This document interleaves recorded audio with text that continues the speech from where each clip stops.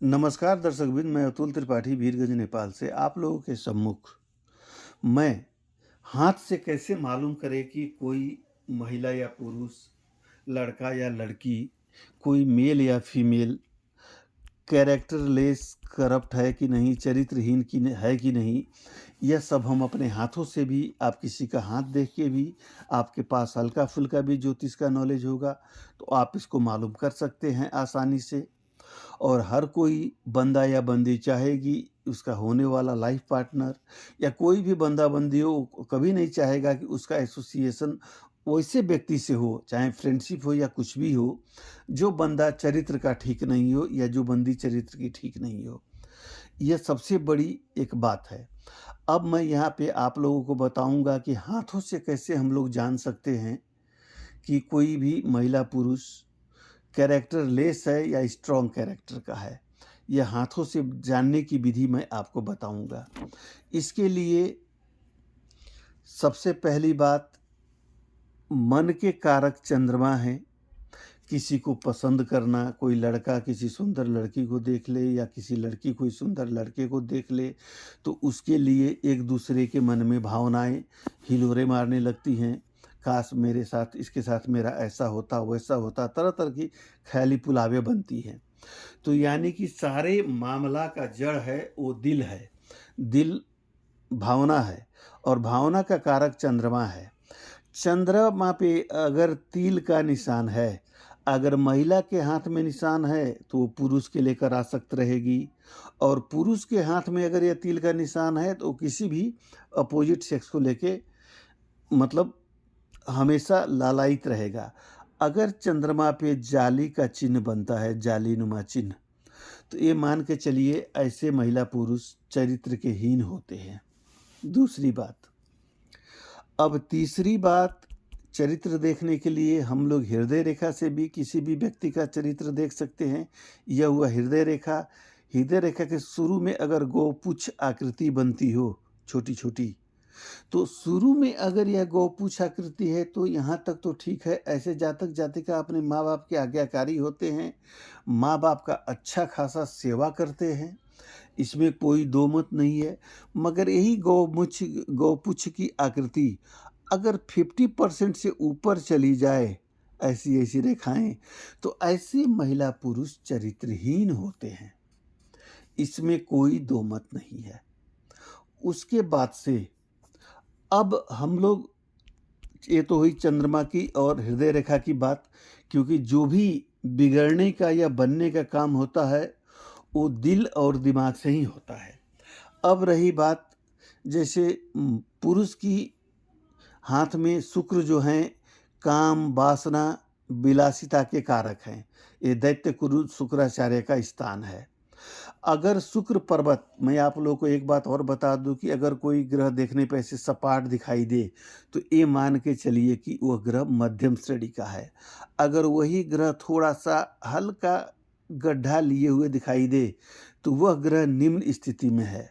अगर वही ग्रह अगर हल्का उभरा हुआ फुटबॉल नुमा आकृति की हो या सांतरे की जैसी आकृति, स्फेरिकल शेप हो, थोड़ा सा उठाव लिए हुए हो, तो ऐसे ग्रह वाले जातक, ऐसे ग्रह को अत्यधिक विकसित कहा जाता है।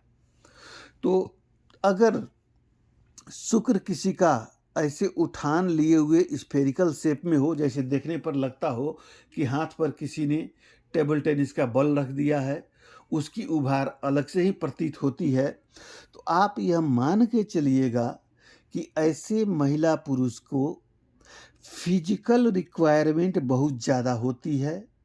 उनके मन में, दिल दिमाग में हमेशा कामोत्तेजना भरी बातें ही खेलती हैं। हृदय में भी वही मतलब जिस्मानी संबंधों की ही बातें चलती हैं, मन में यही ख्याल चलते हैं।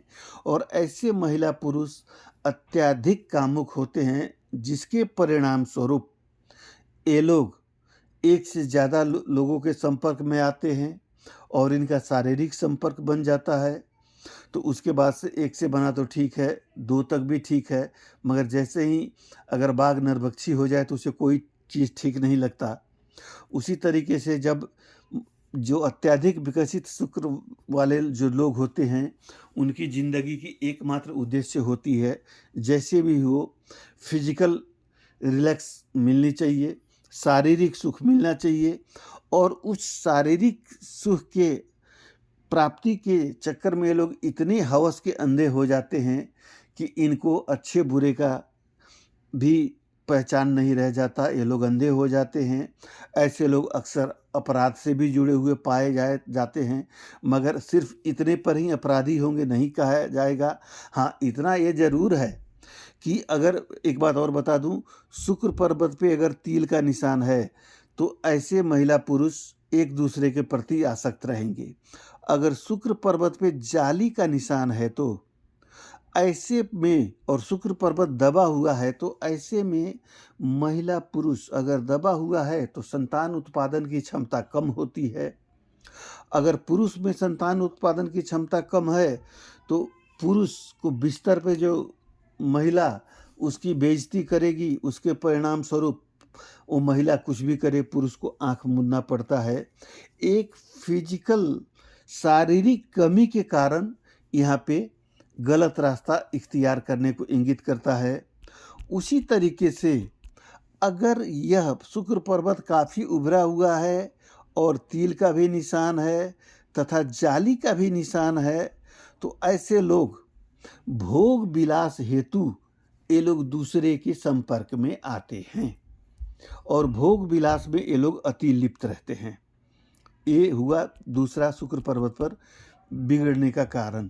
तीसरा, अगर कनिष्ठिका उंगली इस आकृति में है, ऊपर मोटा और नीचे जितने गए पतला होता गए, पहला पोर ज़्यादा मोटा, दूसरा पोर उससे थोड़ा पतला, तीसरा पोर उससे भी पतला, यानी कि कोनिकल शेप में आ जाती है।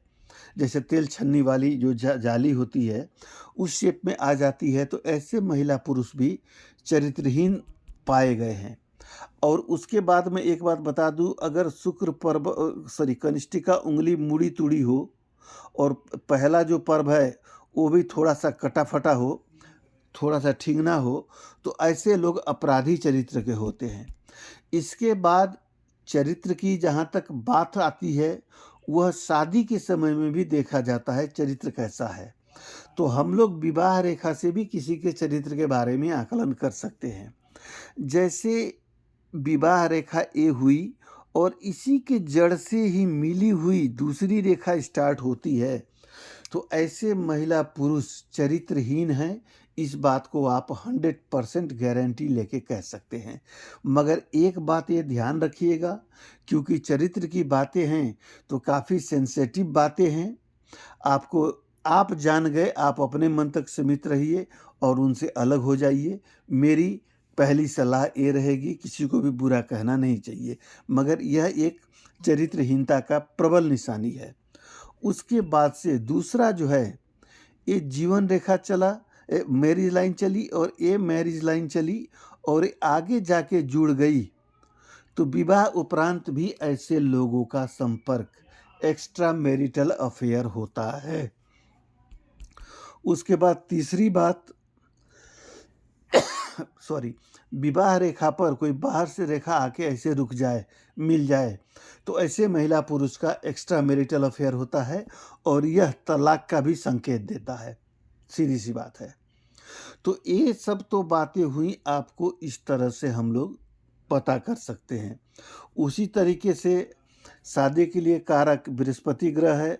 बृहस्पति ग्रह पे अगर अशुभ चिन्ह है, क्रस चिन्ह तो यहाँ पे लव मैरिज को बताता है, मगर जाली का चिन्ह हो, दीप का चिन्ह हो, तो ये सब चिन्ह होने के बाद अनावश्यक बदनामियाँ भोगनी पड़ती हैं। ये मैंने चंद आपको बताया। आदमी को कैरेक्टर लेस है कि नहीं, कैसे देखेंगे। राहु केतु पर्वत पर भी अगर अशुभ चिन्ह है तो वो भी कहीं न कहीं चरित्रहीनता की तरफ ले जाता है।